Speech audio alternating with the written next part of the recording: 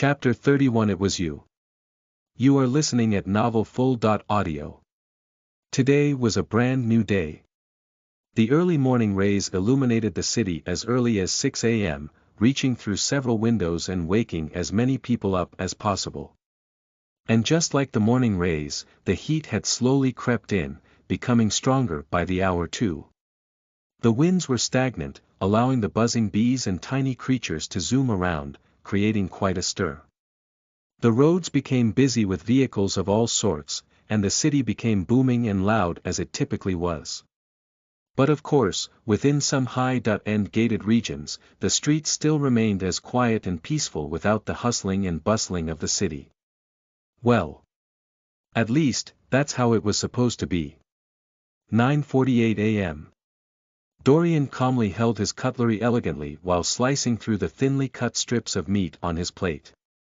And as he ate, Butler Sheng unhurriedly strolled in with a trolley of more dishes too. The young Master Dorian had already eaten off 4 plates of food. Butler Sheng cleared the dishes and neatly placed another set of meals on the table. And Dorian was still going at it while maintaining his etiquette as a proper stealthy master. Dorian nodded and enjoyed his meal as if the countless guns pointed at him were nothing. Yes. That's right. At this moment, there were several uninvited guests at the dining hall, watching him calmly eat his meal in both rage and anxiety. The tension in the room was so brittle that it could snap at any time. One by one, they all pointed their guns at him and occasionally at Butler Sheng, who kept moving to and fro the kitchen to deliver his meals. These rude uninvited guests looked like they wanted nothing more than to chew off his head, but Dorian, who was honestly enjoying his meal, was just too lazy to get bothered with them. Many didn't know, but one of his weaknesses was food. Especially meat. And given the battle last night, he needed to fuel himself up fast. Dorian felt that his decision to fill his belly was the right choice. Well, the good thing was that even though this body had just stepped into cultivation yesterday, so he could now stay longer without meals depending on how strong they were. And at the moment, Dorian could go for a week straight without food. Of course, any regular person could do this while drinking water too. But the difference was that they wouldn't be able to do much and would subconsciously feel dizzy, lightheaded and hungry. With him, he could run for days, fight and would not feel the weight of his physical body at all. Anyway, when the opportunity arose, he always took advantage of the moment to eat to his heart's content because for all he knew, something might come up that would keep him but for days. Maybe he wouldn't be able to come back today and have a meal, or perhaps he might only have the chance to eat 2 weeks from now. Whatever the case, he liked to have his belly full. Butler Sheng looked at the commotion and couldn't help having black lines on his face. At first, he, Biwo and Haru were worried about these people. But after getting the signal from their master, they could only calm down and go about their business as they usually did. Nonetheless, they kept hovering around just in case their young master was in any danger. Yes. Dorian might be exceptionally skilled. But there were just too many enemies here, so the numbers did make them a little shaky and fearful for Dorian instead. It was good to be confident. But overconfidence can also get a man killed too.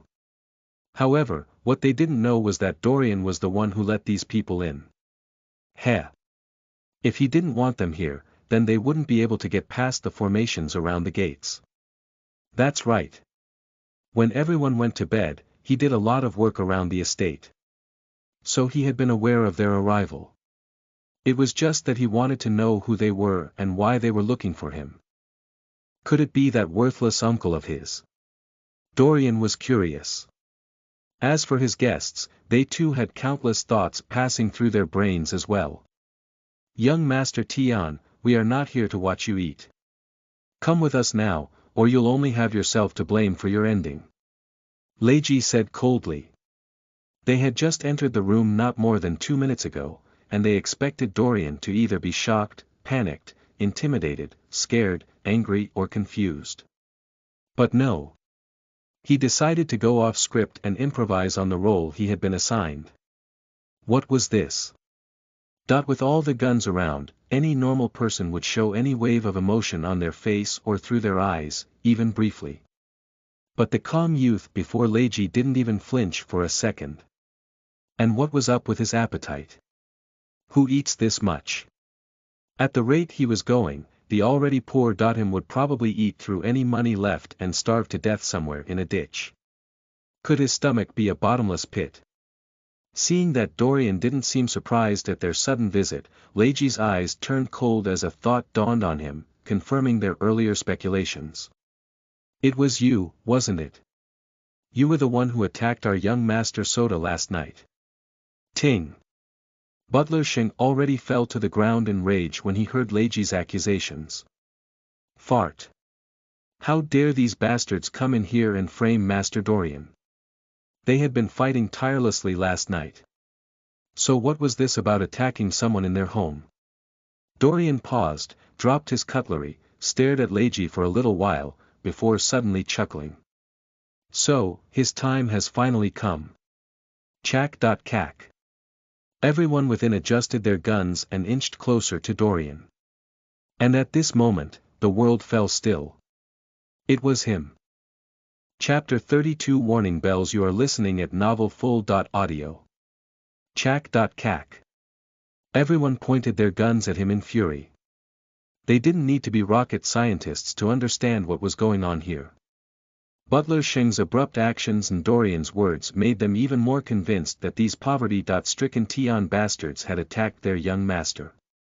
Leiji's entire body trembled from head to toe. What did you just say? I dare you to say it again. Leiji barked, making Butler Shing stew even more in anger too. But just when Butler Shing was about to make his move, Dorian raised his hand and shook his head slightly. And as if completely a different person, Butler Shing returned to his calm self, acting like the Tian butler he was. Dorian chuckled while patting his mouth with the cloth beside him. It's funny how life works. Just yesterday, I did warn your young master Sota, but it appears that up till now, he hasn't taken my word seriously at all. Let me guess, it's not him who requested for me, but you all, right? Like a volcano, Leiji exploded even more. So what if it was us? We're just doing what we should. Do you think that because you've managed to frighten the young master with your threats, it would make us back down? Impossible. You lie. Listening to him, the corners of Dorian's eyes creased up. As expected, that good boy didn't tell them what he was truly facing.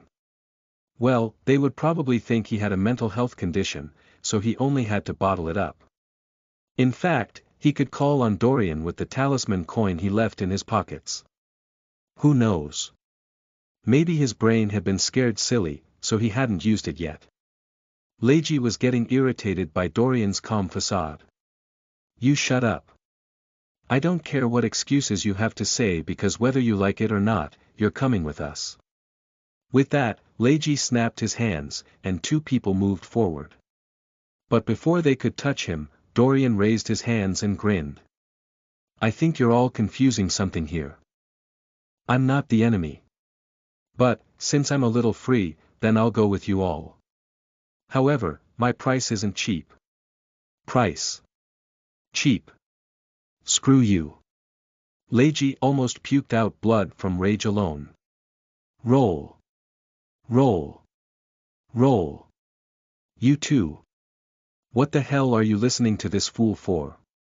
Grab and gag him now. Yes. Answered the men behind Dorian. They stretched their hands viciously towards him. But just as they were about to touch him, a terrifying aura leaked out, making everyone's muscles turn to stone. What? Dorian glanced at them coldly. Touch me, and you'll lose your hands. Pause. Those behind him froze. Scary. I've already said I'll go with you. So let this be the last time you ever attempt this. Not many have threatened me and lived to tell about this. With that, Dorian suddenly smiled and withdrew his aura. Now. Be good lads and wait here. Understood. Nodding absent-mindedly, good. Dorian replied before turning to Butler Sheng. Follow. Yes, master. With that, the duo left the dining hall and walked up the stairs unhurriedly, leaving the dazed guests below. Degree, blink. Blink. What just happened? Some people were so shaken that they couldn't move at all, while others just barely recovered now. Leiji looked at Dorian's back while sweating silly. But suddenly, Dorian paused, threw his head backwards and smiled evilly, causing him to shudder. It was at this moment that Leiji realized how hidden Dorian was. F******. What a horrifying kid. Everyone waited patiently, not daring to even move an inch. And while waiting, Biwo and Haru finished their early morning duties and stood by the stairway like statues. They acted as if the countless men with guns were nothing to them. Their actions shocked everyone, especially Leiji. He felt like the Tian household had been deceiving the entire city. For a fact, he could indeed confirm that almost all the workers here had left and betrayed the Tian household. But call it intuition, he felt like the household hadn't fallen at all. Of anything else, there should be hidden forces working with them or being commanded by them. He felt like the entire thing was a mystery wrapped in an enigma, and it would be unwise to fickle the Rogers tale without knowing its full strength. Nonetheless, they had to get to the bottom of young Master Soda's issue. So they had no choice but to dive into the belly of the tiger. It was just that now, they would act more cautiously and not let their anger get the best of them. At first, they assumed that maybe this Tian fellow had paid a lot of money to the dark net to have someone take care of young Master Soda. Hence they had been staying up all night looking through countless assassination notices. But even though they didn't find Soda's name on it, that didn't mean he might be free from the dark net. Why?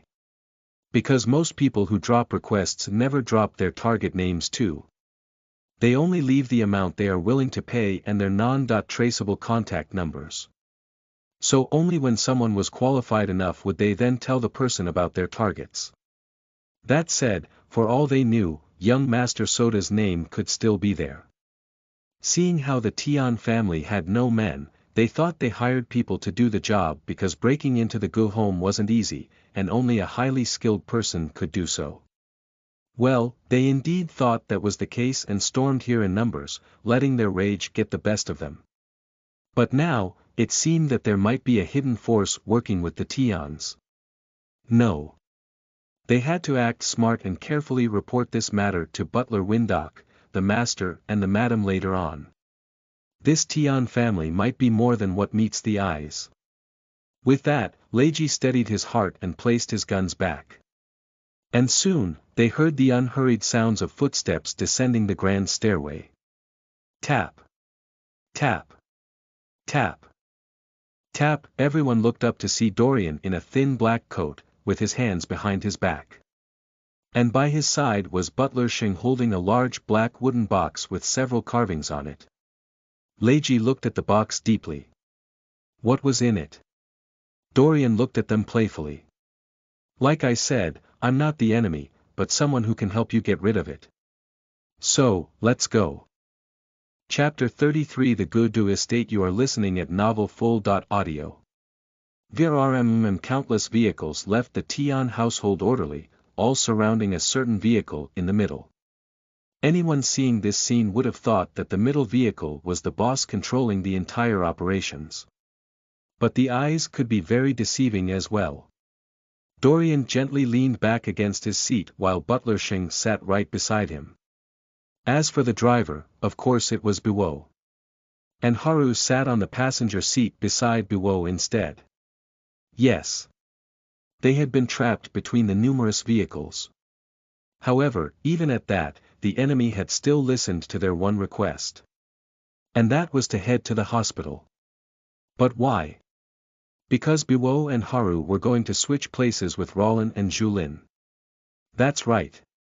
He did promise that within this week alone, he would be rotating with them, but for everyone to get a full glimpse of what his Tian family was about. So now, it was Rollin and Zulin's turn. As for Butler Sheng, he would stay back with Dorian until otherwise. Screech. The long line of sleek black vehicles stopped before the hospital, causing quite a stir, as everyone kept wondering what sort of important person had come to the hospital today. Biwo and Haru got out and hastily dashed towards the ward as fast as they could. And before letting Rollin and Julin leave, Biwo patted them on the shoulders. Make sure to listen to the master's every command. And good luck. Blink. Blink. The duo looked at Biwo in confusion. What was this for? Why did it seem like Biwo and Haru had returned with a different air around them? It was almost as if they had grown into a higher level overnight. The biggest change came from the playful and joking Haru. Now, he was standing still and mature, guarding Dorian's parents diligently.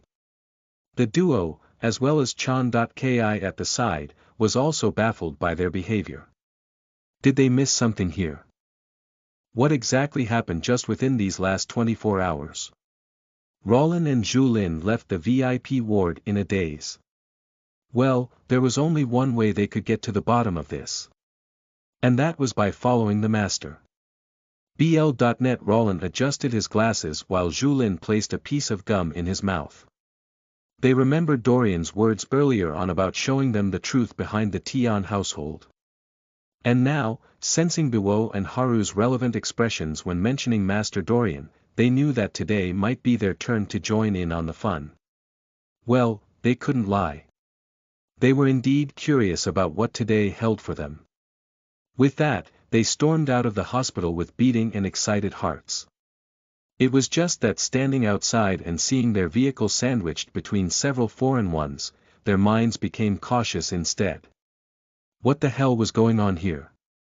Through the window, Dorian nodded at them, and they quickly woke up from their stupor and entered the car. Of course now, they had already assumed that the other vehicles were allies. Firstly, no one from the other vehicles came out to threaten them in any way. They remained in the vehicles as if Dorian was truly in charge and in communication with them. Secondly, Dorian's expression was too calm, as if nothing would ruin his day. And thirdly, they didn't believe that Dorian would willingly put them in danger just like that. Even if he did, he should have taken all sorts of measures to prevent anything from happening to them. He had given them a week to consider changing their minds and leave the Tian household since he didn't want to risk their lives for the Tane family. So what did this mean? It meant that their young master had him in his heart. Yes. These people should be allies. And that's how they entered the vehicles with relaxed expressions on their faces, thinking that these people were probably friends who wanted to take down Dorian's uncle instead. But how would they have known how wrong they were? Smiley face, Butler Sheng looked at their expressions and chuckled. You two seem to be in a very good mood. Rollin nodded while Julin puffed his chest out in glee. Of course we're happy. Now, with these allies, we are sure to have a comeback. Oh. And when did the master say they were allies? Screech. The vehicle shook out of line a bit. What? The color drained from Rollin's face as he started at the rear mirror in shock. You're joking, right? Butler Sheng eyes the duo from the mirror with a playful expression on his face. Joking. What do you think? The duo. F*******. Like so, the trip to the Gu estate was filled with Rollin and Julin listening to Butler Sheng on what these people wanted. And in the end, it was concluded that Master Dorian was framed. But they felt that there was more than what Butler Sheng wasn't letting on. They were also very curious about what was in the box. How did it feel like they were gangsters dropping off blood diamonds instead? Well, whatever the case, they quickly adjusted their emotions and resumed back to normal. With their training as bodyguards, they had to be prepared for all sorts of situations. And remembering Biwo's words for them to listen and trust the master, just looking at how calm and unbothered Dorian and Butler Sheng were, they now convinced that they had everything under control. And they in turn decided to see just what cards their master had laid out to counter the enemy. Could this be it? Could the box have clues to what the Tian family really did? Alright. Today, they would also join in on the fun. VRRMM time passed quickly, even with them getting stuck in traffic for a bit. And soon, they arrived. Dorian looked through the window and squinted his eyes coldly. He sensed it. No. To be more precise, he sensed them. Chapter 30 For the Furious Goose. You are listening at novelfull.audio. Entering the estate, the trio in the vehicle subconsciously turned to look at their master, only to see him smiling mysteriously. Butler Sheng was on high alert, as the reason why. But Roland and Julin were a little bit clueless and lost, as they tried to make heads or tails of the matter. Could it be related to the money or blood diamonds in the box? Degree 0 degree, their own understanding of things had taken a real left turn as if envisioning some mob movie. Like so, everyone had their thoughts as they drove into the massive grand estate. The entire place was as grand as the Tian estate too. One would have to drive past clear the fields for a bit, passing through security buildings all around too. There were fountains, ponds and countless statues as well. And the further they went in, the more buildings they saw scattered all around. Not to talk of the many roads, sidewalks and paths one could take, all within the grand estate. The luxury screaming from the scene was enough to make countless ordinary folks stare uncontrollably with envy, wishing to spend the night in just one of these grand buildings here. But for Dorian and the others who were already living in the Grand Tian estate, which was indeed slightly bigger than this one, their expressions remained the same as if it was all nothing to them. VRRMM. In formation, the numerous lines of sleek black vehicles drove in, heading straight for the main building at the center of the estate, and drove across the front open space that had a fountain on it. Screech. They stopped their movements just when Dorian's vehicle was directly facing the grand outdoor stairway with statues of imperial guardian lions at both ends. Katchak. Roland quickly got out and opened the door for Dorian, while the other two also got out and hurriedly stayed close to him, with Butler Sheng still holding the strange box with the utmost care. And not a moment later, Leiji, who had always been in the vehicle behind Dorian's, also walked out alongside the rest. They quickly formed a straight line on both sides of the grand stairway, standing on each step with their guns in their hands. Leiji turned towards Dorian while still maintaining a cold expression on his face. But this time, he had no trace of disdain on his expression at all. "Follow me."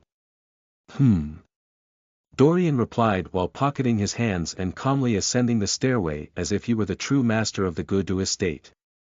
He had no expression of fear but instead revealed a slight smile that puzzled everyone, including Leiji.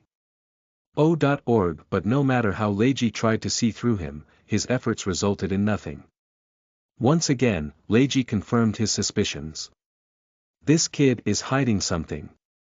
Like so, Dorian and the rest calmly walked in, taking everything within the residence to heart. But not too far away on another side of the building, a very handsome man and another well-maintained middle-aged woman were currently walking their son down the golden stairway in rage and sorrow.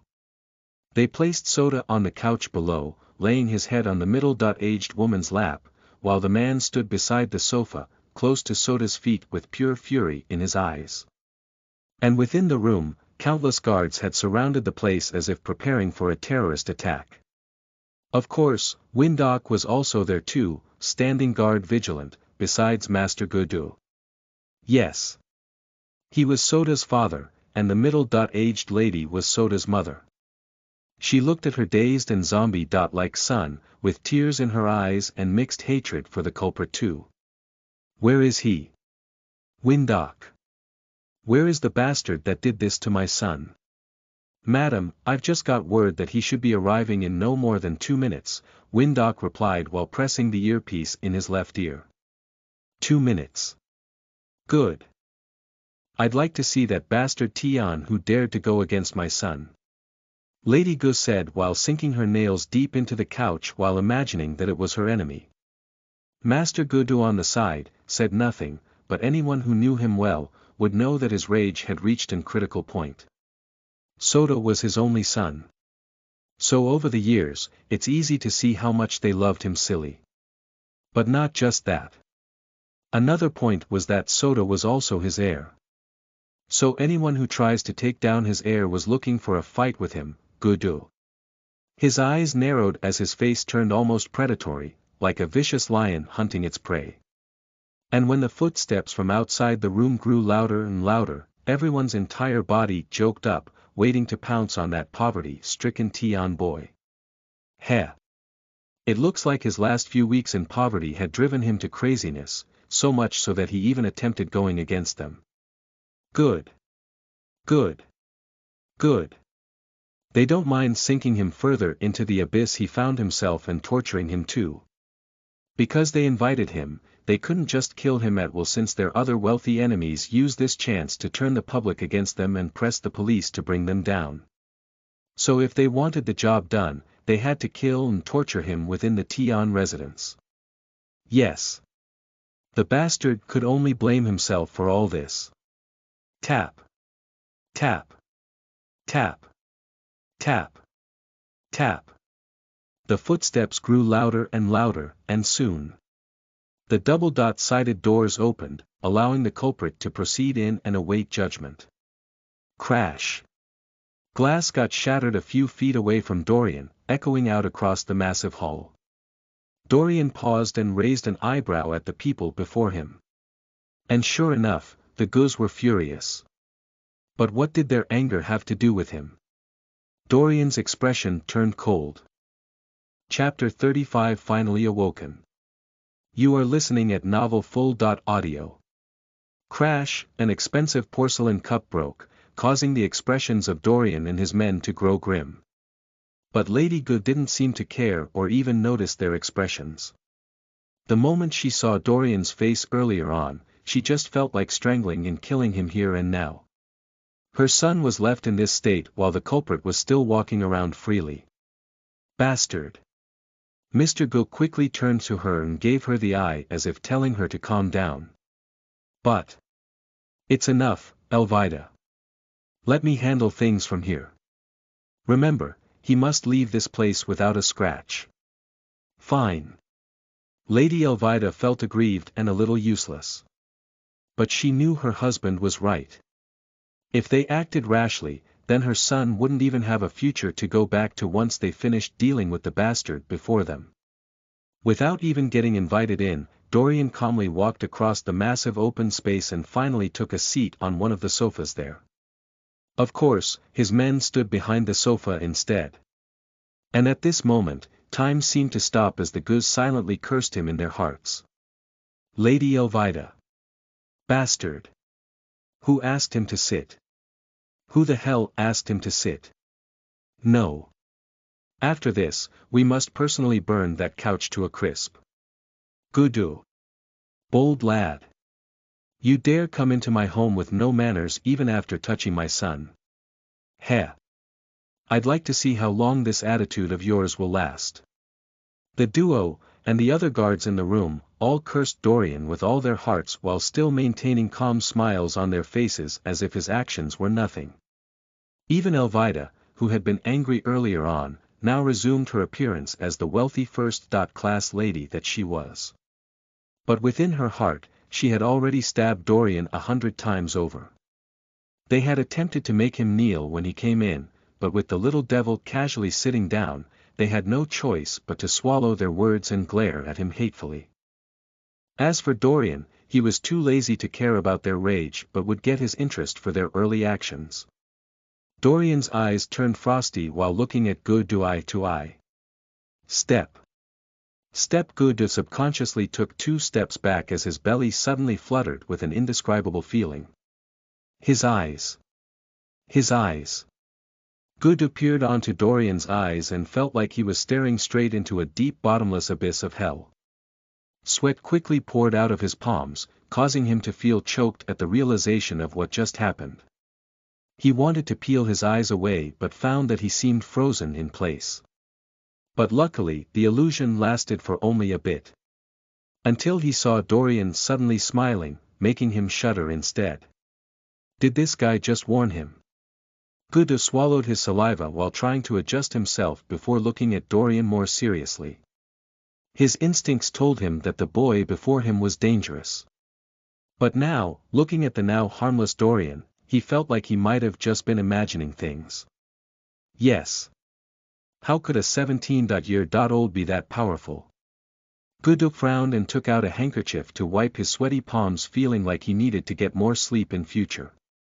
In the meantime, Dorian lazily leaned his head to the side, looking at Leiji deeply. Relay all you know. I'm too lazy to talk to idiots. Elvida's nostrils were almost flaring out as she flashed her teeth, trying to calm herself down. Bastard. Who are you calling an idiot? Bastard. Bastard. Bastard. Elvida continued her silent battle while Gudu and Windok had grasped an important point from Dorian's words. Could it be that the little imp wasn't the real culprit? Their heads swiftly turned to Leiji like robots. Speak. Wasting no time, Leiji retold all he knew, causing everyone's expressions to get distorted. They also saw the underlying tone Leiji used when talking about Dorian, as if saying that he was indeed dangerous. And coupled with the description of what happened within the Tian house, Leiji felt like he had to warn them to first investigate everything before making a move. Because one thing was for sure, the boy was indeed a dangerous one. At the same time, Rollin and Julin, who heard the whole thing, secretly screamed in shock and a little bit of expectation. And as usual, their thoughts were always extreme. Yes. They knew it. Their boss was probably partnering with some hidden forces somewhere that have something to do with the items in the mysterious box. TSK. As expected, the movies didn't lie. People would definitely like to partner and make deals when it concerned blood diamonds. So you know the culprit responsible for this? Dorian smiled. Yes. But the culprit isn't one that you or any of your men can handle. Butler Windok frowned, while Gudu looked at Dorian curiously. What do you mean? Are you saying that we are too weak? No. On the contrary, you're all strong enough. But your strength isn't the type of strength needed here. Dorian said while standing up and slowly advancing towards the dazed Gosoda. You. What do you want to do? Of course, like a mother hen, Elvida protected her son while glaring at Dorian. At the same time, the surrounding guards in the room quickly took out their guns too. Time seemed to freeze up as everyone looked at the young Master Tian silently. What did he want to do? Everyone's head was brimming with curiosity. Dorian stood next to Gosoda and whispered words to himself. Or at least that's what everyone, including Elvida, thought. But suddenly, Gosoda's eyes widened as he looked at Dorian and freed himself from his mother's grasp. Plop. Please. Please. Please, young Master Dorian. Help me. Help me. I promise that I'll never try to pick on you again. So just help me, please. Only you can save me now. Silence. The room turned so silent that one could hear a pin drop from afar. _degree, blink. Blink. Everyone opened their eyes wide in shock as they watched the pale, zombie-like young Master Soda suddenly wake up from his daze and kneel before Dorian, grabbing his leg and begging for help. This wasn't the script they envisioned, all right. Gudu looked at Dorian while deep in thought. This morning, they had been trying to wake Soda from his stupor for hours, but nothing they did could wake him up. It was as if their son had already left them and was on his way to the land beyond, which terrified them silly. And from what Windok said, his situation was the same, although the night too with him sleeping for a bit, getting up after a few hours and screaming in fear. Nothing they did could bring their son back to normal. Yet, this young Tian master had just come in, and their son had now returned to his senses. Even though his face and body screamed horror. Gudu looked at Dorian and was now somewhat convinced that he might not be the enemy here. So there was only one major question still ringing in his head. Who was it? Who was the real culprit? Dorian leaned down and gently tilted Soda's chin with a broad smile on his face. I can help you, but my price doesn't come cheap. Chapter 36 What's in the Box? You are listening at NovelFull.audio. Everyone looked at Dorian's smile with an unfathomable expression on their faces. Especially Lady Elvida. She was very confused when she saw her son begging for the Tian boy's help. So, the runt wasn't the culprit. Then who the hell was it? Everyone thought the same as well. Then, if that was the case, could he really help them? And what enemy forces would be so great that their help wouldn't even do anything against the enemy? Everyone's face turned grim. Could it be one of the underworld bosses? Wait. But even if it was a hidden mafia boss, how could this poor Tian boy be better than them? The information they got was just all too confusing. Gudu took a deep breath before facing Dorian. Young Master Tian, please forgive my rudeness earlier on. That said, some things are still unclear to me. Dorian raised his palm. Save your questions for later.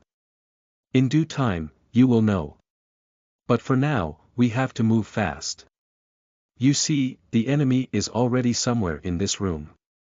Boom. A massive explosion occurred in everyone's mind as they vigilantly looked around like mice ready to pounce on their prey. Where? Where? Everyone looked at each other suspiciously, wanting to know who the real culprit was, while some looked at the ceilings to find any hidden camouflaged spies or anything out of the ordinary that could call their attention. Some also thought of reviewing the taps for the tiny spy cameras placed all over the hall. Their brains all stuttered for a moment as the adrenaline in their blood gushed through their veins, making them frantic, alert and sensitive to everything within the room. Don't bother looking. Without my help, you'll never find the enemy. Your son only has 2 days to live. So think fast. Dorian said calmly, calling everyone's attention back to him. And in this moment, everyone looked at him in disbelief. How? When? What? You. 2 days. Degree. Gulp. This wasn't real, right? As if possessed, Gudu's eyes darted in all directions before finally settling on Dorian. If it were true. Damn it. He had no choice but to trust this Tian boy.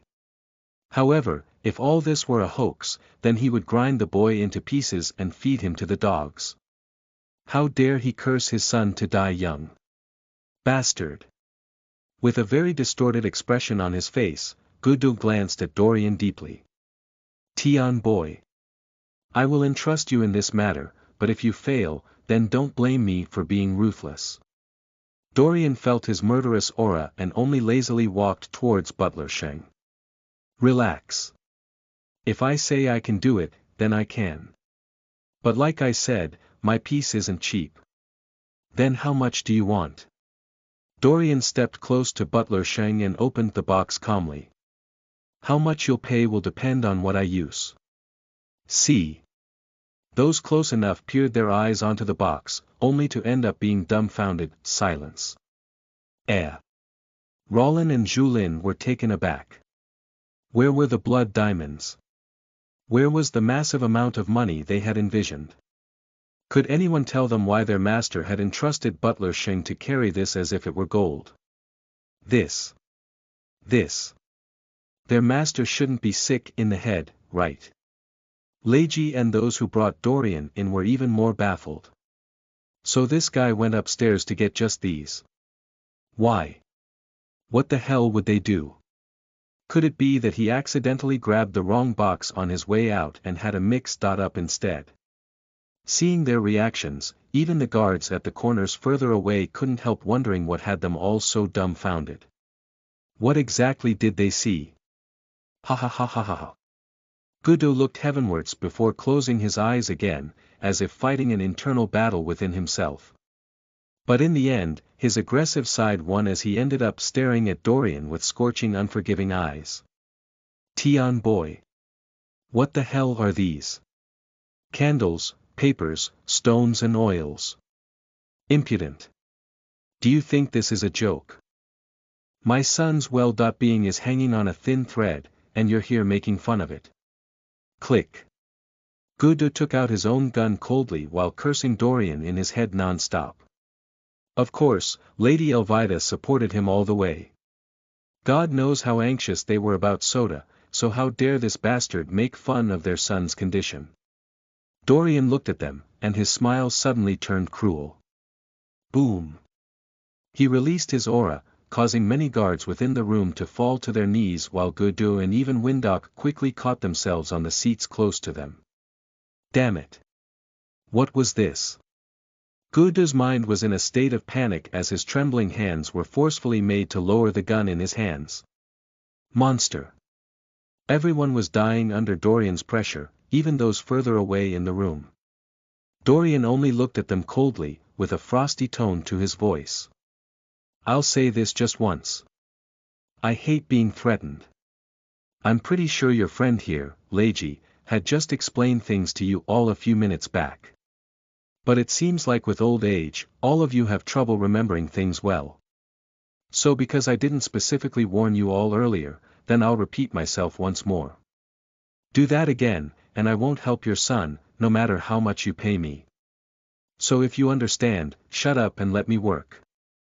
As Dorian spoke, his voice echoed out like a hellish hound from the darkest post of hell, echoing out and causing terror to inch into their hearts. And the moment the pressure was taken back, everyone shakingly got up and swallowed their earlier words down their throats. Leiji did explain things to them when coming in, but sometimes, hearing isn't genuinely believing. They did believe it to a certain extent, but now, facing the Tian boys' cold stare, they had no choice but to fully believe it. What more could they say? The system saw this and felt a little worried. Host. You are a heavenly exorcist and, in a way, a worker of the heavens. So you need to act like an angel and be forgiving and merciful at every turn. Shut it. Noisy. T. Dorian was too lazy to deal with the system as he turned around, facing Butler Sheng and the shocked Rollin and Julin. Rollin. Julin. Close the blinds and keep all places dark. Butler Sheng. You'll be my assistant. Understood. Yes. The trio answered before dashing past the dazed guards by the window. Dorian then turned to everyone else. As for you all, get me all the bags of salt you have. Well, what are you waiting for? Move now. Yes. As for Gudu, Lady Elvira, Windok and Leiji, they just watched everyone in a daze while being very curious as well. Now, they only had one question in mind. What exactly was this Tian master up to? Dorian calmly crossed his hands for a bit while looking at the anxious Soda. All right. It was time for the real action to begin. Yes. It was time to exorcise. Chapter 37 Soda's New Friend. You are listening at novelfull.audio. Very quickly, everyone hurried off to do as they were told. The men hurried to get the salt, while Dorian instructed a few others to push all couches away, as well as remove any carpeting around too. And as all the work was seemingly going on around them, Mr. Gu and Madame Elvira, who had now sandwiched their son on the couch pushed far away, couldn't help feeling nervous. They had a hunch that something bizarre was going to happen. But they truly wished they were wrong. Dear. What sort of enemy do we have? Me. Gu's throat rolled up anxiously. I don't know. But Soda will be fine. Hearing this, Lady Elvira seemed to calm down a bit, but unbeknownst to her, her husband was just consoling her. The tension in the room was so high that he too was sure anymore.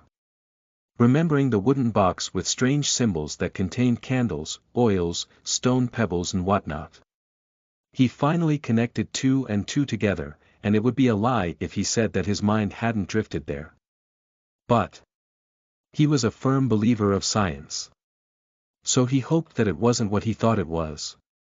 Soon, he caught himself and smiled bitterly. Was he already turning into a mentally ill patient? How could he think like a child? It was like saying Superman was real. Thinking like this, myths you know what, couldn't be real, right? The denial in this science-filled world was too strong and almost as if an invisible hand had been brainwashing the people for millenniums. You know what believers were all mental patients, and that's what everyone thought. One could get locked up in an asylum for thinking so dangerously. But it looks like the reality of this world would soon get shattered. Din, din, din, din. Dorian calmly circled a particular spot before nodding and stretching his hands out to butler Sheng. Master, Sheng answered abruptly and handed the first candle. With that, they began their work. And before everyone knew it, the large created an overly large candle circle. Dorian then looked at the now awake Sota, who still looked as pale as ever. And upon seeing his gaze, Sota instantly understood and jumped out of his parents' embrace, ready to do anything necessary to get rid of that thing. Beove at this point, Mr. Go and Elvida quickly got up too, staying behind Sota very closely. Windok and Leiji also stayed close by too. They truly wanted to know what sort of enemy existed that the good secret force couldn't handle. In fact, they too had a guess in their minds, but they also threw such a whimsical thought out too. Dorian looked at Sota. Lie at the center. Yes, Grandmaster Dorian. His parents. Looking at their son hurriedly lying down like an obedient peacock, they were somewhat speechless. Who doesn't know that Sota hated Dorian to the bones? So, where is all this coming from? Sota didn't care for his past grievances at all. What a joke. If they had been through what he has, then they would also call Dorian Grandmaster. No. They would call him father. Even though Sota had been through hell, he had also matured a lot now too. Once one was put in a life or death situation, their entire life flashed before their very eyes. And then, they are forced to either make changes to stay the same. Now, Sota wasn't interested in flashing money to please people anymore. One could say that he had been reborn from the ashes this too. Now, he knew that they weren't alone in this world. So how could his viewpoint still be the same? Who knew if something else would come after him or his family later on? He already had a strong hunch that the only person who could help him was Dorian. Thinking of how gloomy, quiet and cold-faced Dorian was growing up. He had to admit that even if it were him, he might have also been the same too after knowing the existence of the other side. Now, thinking of all the provocations himself and several others used to give Dorian, he felt strangling his former self. Dorian probably never placed a single one of them in his eyes. Yes. They were just jumping clowns. And he couldn't fault Dorian for thinking that because now, he too felt like his so-called supporters/friends were only with him for connections or wealth. No. He had to assess his life again. And more importantly, he wanted to protect his family too if something like this ever happens again. And that's why he decided to follow Dorian. Sure. He was scared. But compared to the love he had for his family, he was willing to take the risk. So, he truly respected Dorian and wanted to be whatever Dorian was. That was his decision.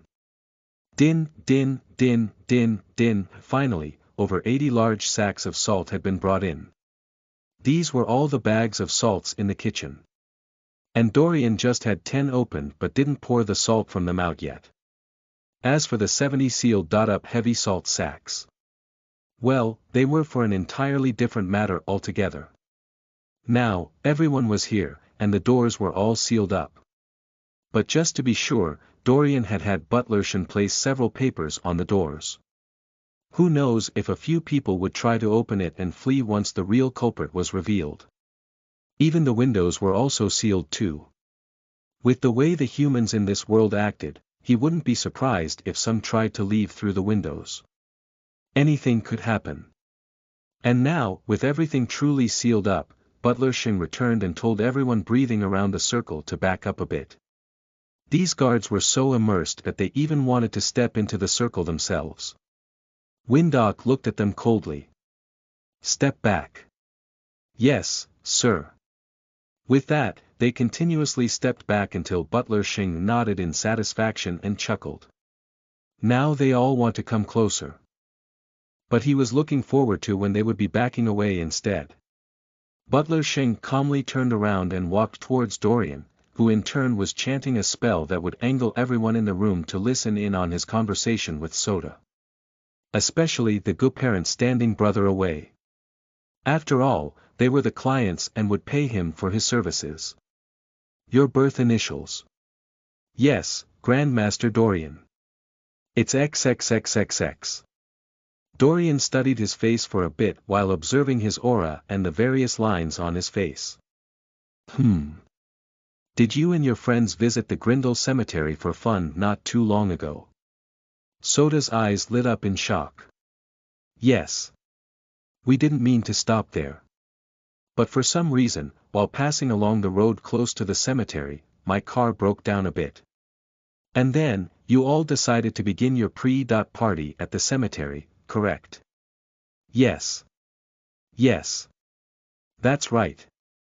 I already called for help. So we just had to wait and buy time there. Sota said embarrassedly before running his nose. Yes, we decided to party at one of the graves. And for some reason, I felt particularly drawn to one of them. No. It wasn't the grave you were drawn to.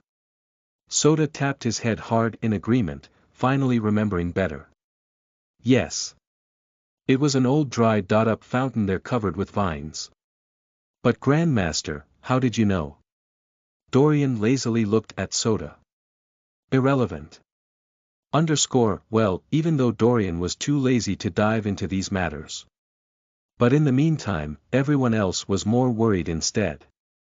The guards who were secretly watching nearby at the time had confirmed that he was safe, and had also sent for their men to personally come and fix his car. When the young master was out with his friends, there were times that he just wanted space. And so, they tried to act as if they weren't there, or else he would be pissed. But now thinking about it, their entire bodies were surging in fear.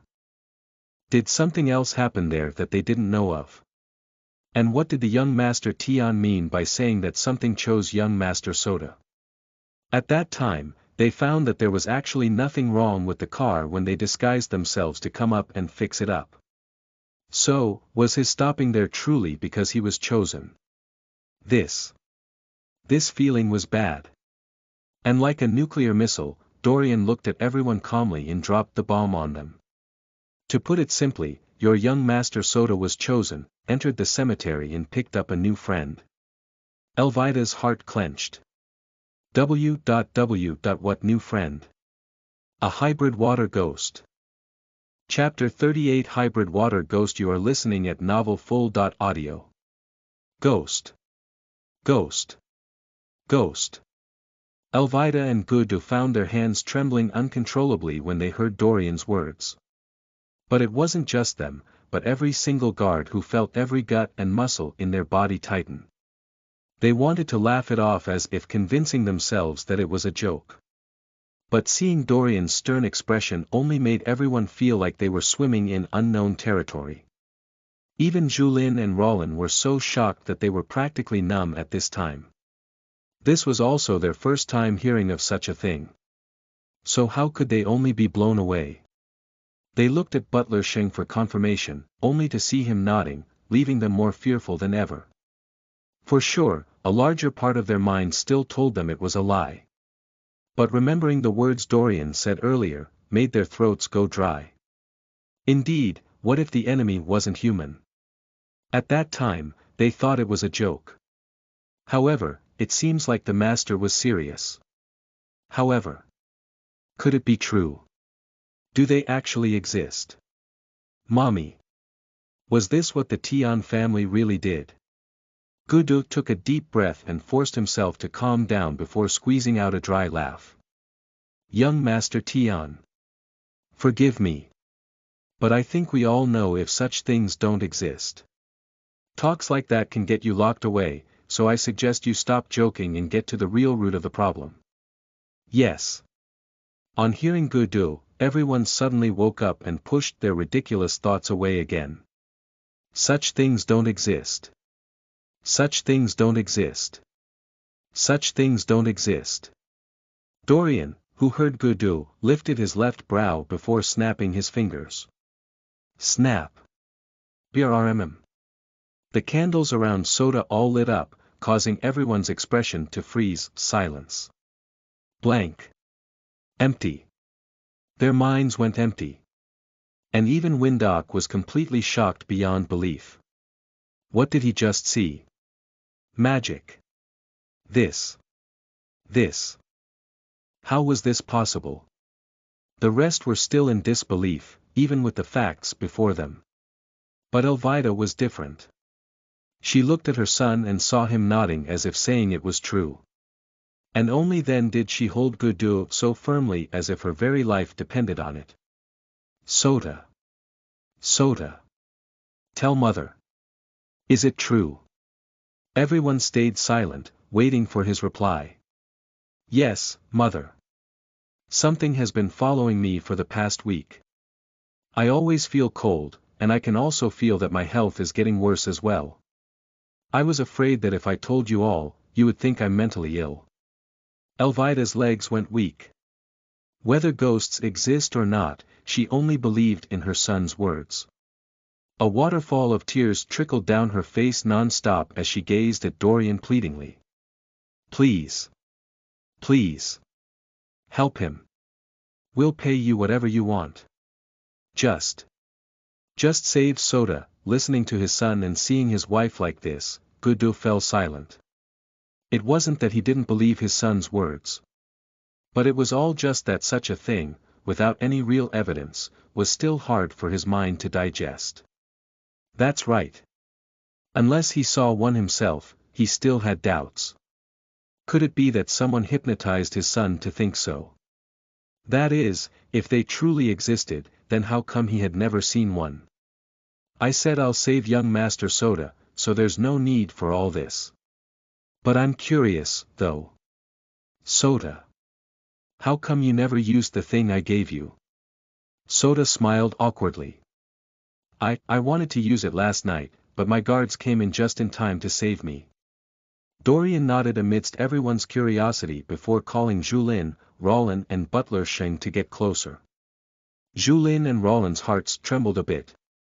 But Butler Sheng was as calm as ever. Young master. Here's the book. Dorian held the book he spent all night doing. Basically, it detailed all the demons they fought, showing all their weaknesses, strengths and even too. He also went ahead to write on all grades of the particular demon types. Because as one knows, demons grow stronger and could also evolve into higher demons. He not only wrote them down but drew them too. Of course, the moment he saw Soda and felt the aura around him earlier on, he also added 3 other underworld creatures that he speculated might be after Soda. Well, he used an image relaying spell to just imprint every little detail he saw there, as well as what he knew from his previous world. He planned to open an academy soon, so he had to start imparting his knowledge too. Of course, the system also awarded him with some books as well. It sent the knowledge to his brain as well as gave him a hard copy too. So moving on in future, combining what he already knew with the systems, his academy shouldn't lack much. Dorian shook his head at Butler Sheng. You're all in training. So you read it. With that, he flicked his wrists and the book suddenly opened to page 68, revealing a very revolting image. The hybrid water ghost. Everyone who saw this was once again left in shock as they felt their entire bodies bubbling like a volcano. How did he do that? Could it be that there was some trick involved like the magic tricks on TV? As for the trainee exorcists, when on the job, they always had to make sure the clients knew what they were here for and all the dangers surrounding the matter. Thus, payments should be fair and never be a hassle. Dorian hated unnecessary disputes. Butler Sheng quickly became alert while Rollin and Julin surrounded him to see what was written there. And instantly, everyone fell quiet as the wind from nowhere caused their hairs to stand while listening to Butler Sheng. The hybrid water ghost. Gender. Has none. The hybrid water ghost is a half-ghost half demon, an evil entity that preys on the young of its victims, sucking them dry and leaving them mummified. And after finishing off the victim, they move on to the next person in the victim's family, enjoying the grief and sucking up all the young around until the entire family collapses. Boom! Everyone's mind went numb as their eyes widened in horror. So if it eventually dealt with Sota, it would then come for them. What a vicious being! Even if they didn't fully believe it yet, Gudu, Windok and everyone else were still immensely angered by it all. Sota was also shocked and depressed as well. He had no idea that his reckless behavior in the cemetery would cause such a thing to follow his family. No. He had to get rid of this thing now. After Butler Sheng gave his brief summary of the half-demon half-ghost, Sota gritted his teeth and looked at the Grandmaster before him in determination. Grandmaster Dorian, where is that thing now? Yes. Where is it now? Everyone had the same question in mind. Where was the bastard thing? ****, Dorian chuckled at their reaction before glancing at Sota mysteriously. It's in you. Bam! Dorian flicked several talisman coins on Sota's body like lightning. And right before everyone's eyes, something unexplainable happened that made them move back in horror. Young Master Sota. Chapter 39. A Mother's Love. You are listening at novelfull.audio. Pa. Pa. Pa. Dorian flicked his talisman coins on his body, and right before everyone's eyes. Sota started trembling like crazy while keeping his eyes open wide. Son. Son. Elvida wanted to rush towards Sota, but Gudu held her back. And Elvida, who wanted to curse and pull herself away, suddenly paused when she heard her husband's words. Elvida. His face. Face. What the hell are you talking? Silence. Everyone stared at Sota's face in shock as countless bluish-black streaks of haphazard lines popped out of his face, mainly covering his forehead, cheeks and eyes. At this point, they truly felt that something might be wrong with their boy. Not just them, but everyone else within the room. And within this moment, all their breaths felt trapped in horror. Young Master. Ah. Sota trembled, turned, flinched and shook non-stop, with every fiber of his body going into shock. His hands, fingers, toes and even his neck kept twitching as if something within him was trying to fit into his body. His eyes were still kept wide open but slowly turned a pale yellowish color as seconds passed by. Seeing his transformation, Rollin and Julin wanted to step back but were held in place by Butler Sheng. Trust the master. This is nothing for him. Gulp. The duo looked at each other and nodded before trying to stay strong yet again. One should know that apart from Butler Sheng, Dorian and themselves, the rest were further away, keeping a wide enough open space around. So one could say that they had front-row seats to the show. But the fact that they didn't know what the show was about earlier on had caused them to receive the greatest shocks of their lives.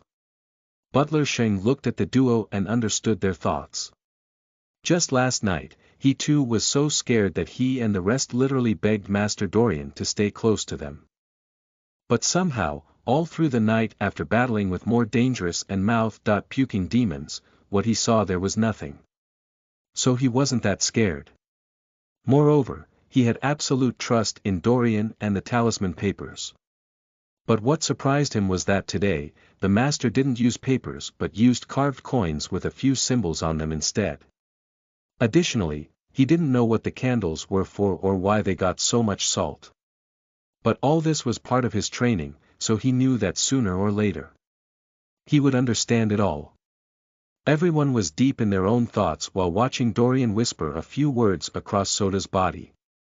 And as he chanted his words, the candles flickered, and a strong gust of wind stormed the room, causing the chandeliers to shake uncontrollably. Instantly, the temperature in the room dropped, and the dogs started barking again, causing Windok and everyone else's hair to stand erect. So that night when the dogs barked. Could it be? Ho ting! Ting! Ting! The sounds of the world and the chandeliers echoed out across the now cold room for a while until they finally slowed down their pace, matching it with Soda's rhythm. That's right. As Soda's shaking lessened, the lines on his face slowly faded away too. And now, the wind finally stopped. Tick. Tock. Tick.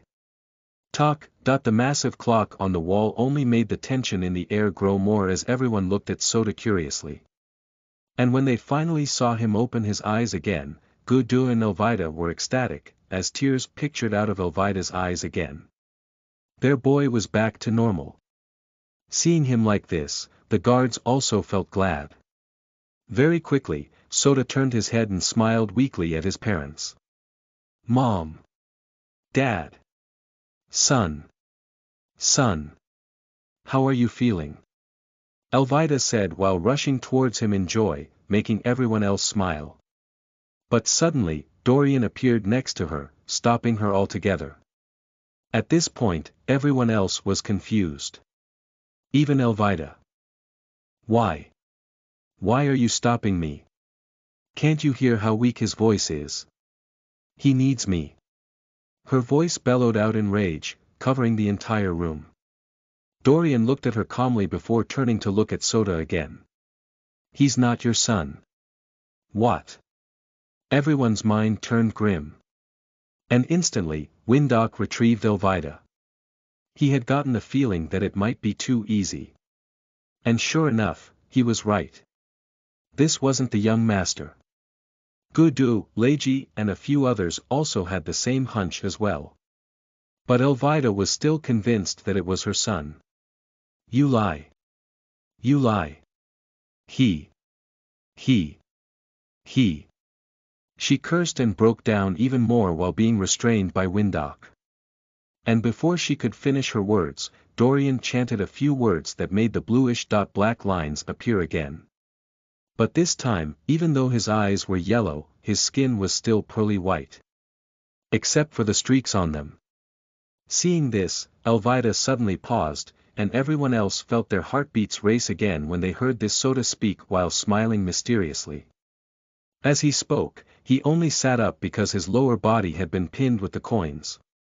His voice was the same as Soda's but gave everyone the sensation of spiders crawling around them instead. Now, they all had goosebumps. The wind picked up again. And the culprit for their discomfort just sat there with an unnatural expression on his face while staring at them mysteriously. Mother.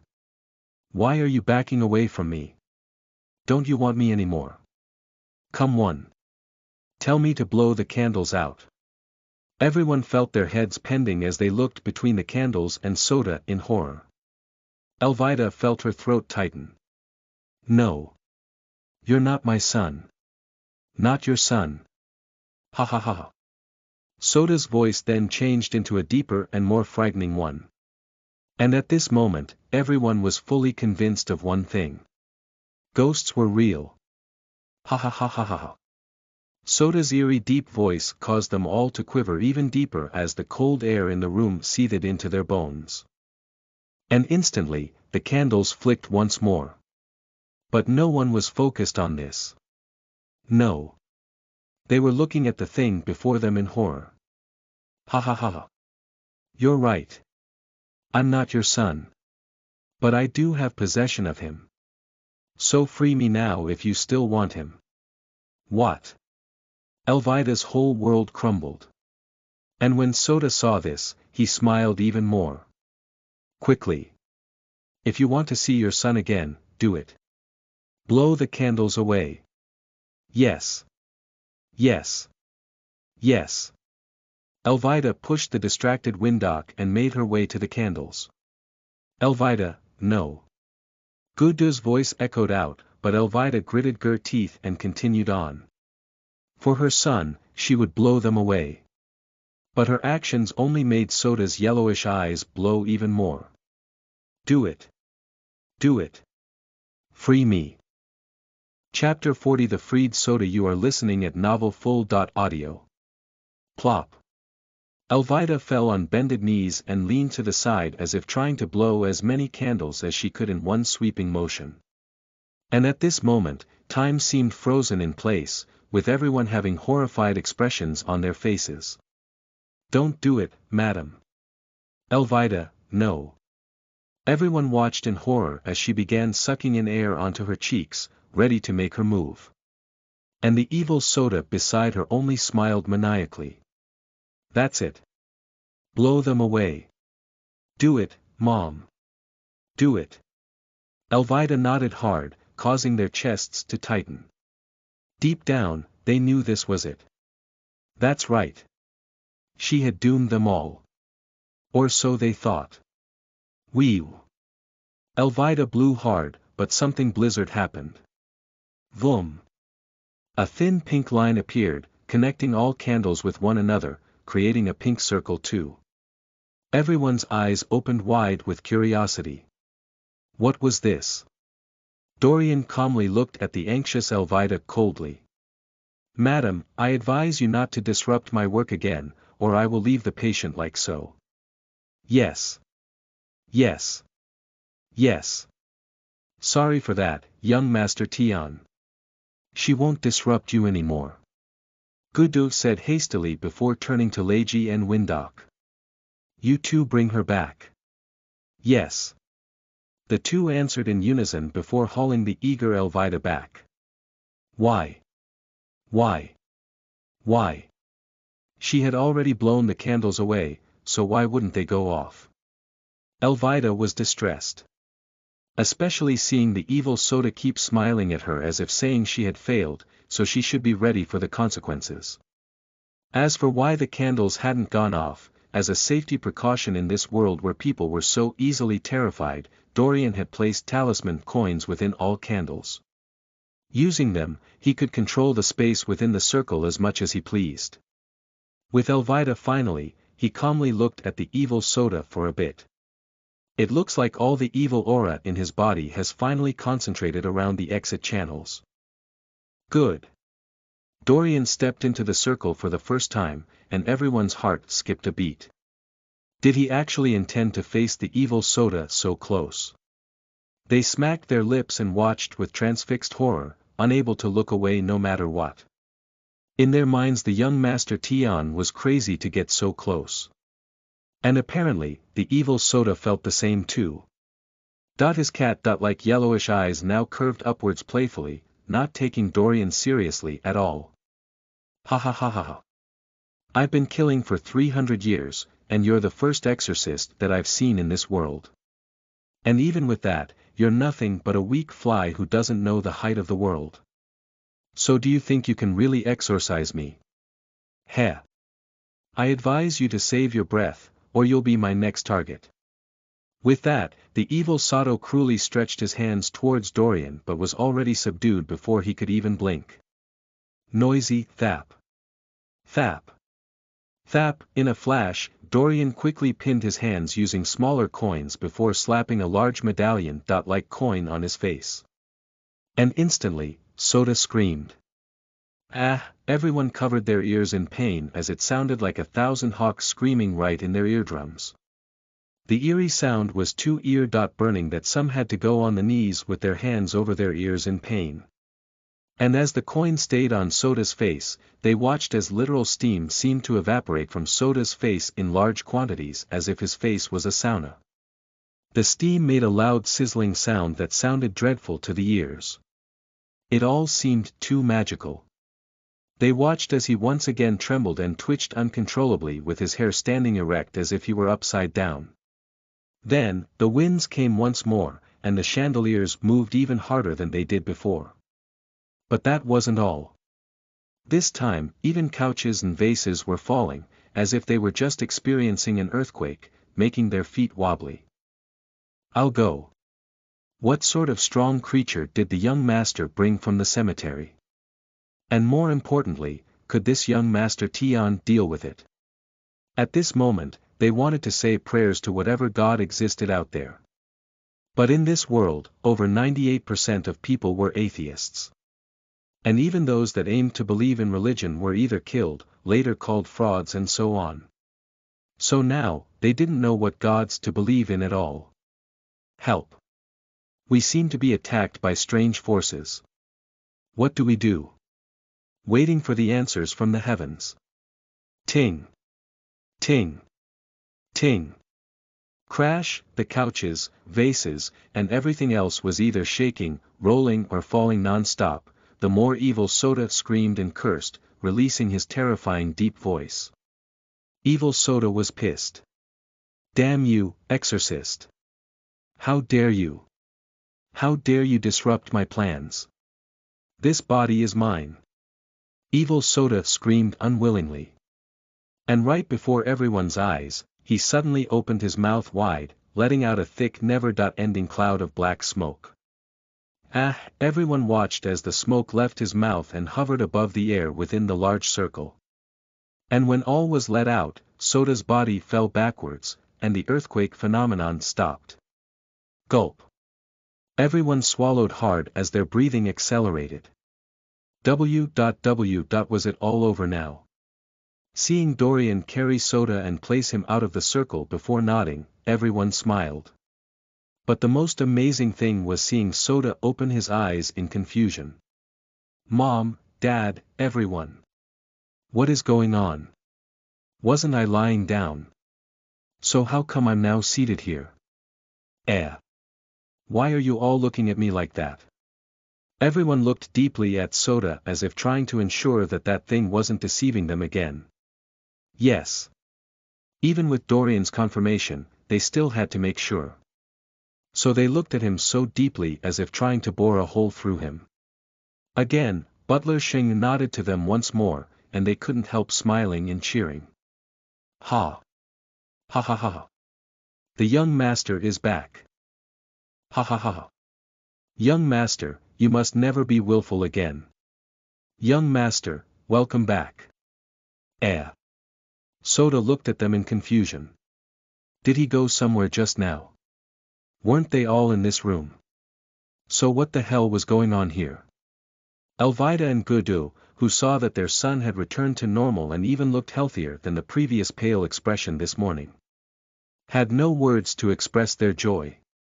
Elvida cried while Gudu rubbed his boy's hair lovingly. And at this moment, many thought it was all over.